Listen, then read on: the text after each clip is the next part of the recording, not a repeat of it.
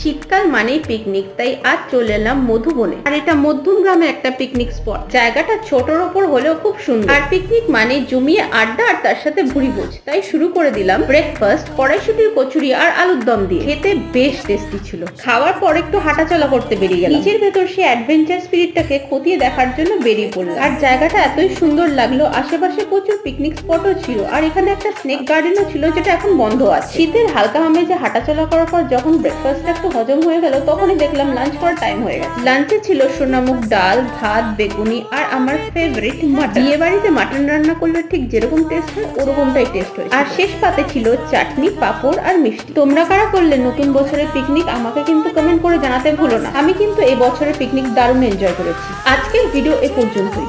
Video দেখে ভালো লাগলে একটা লাইক করে দিও আর আমার চ্যানেলে নতুন হলে subscribe. Till then take care, by.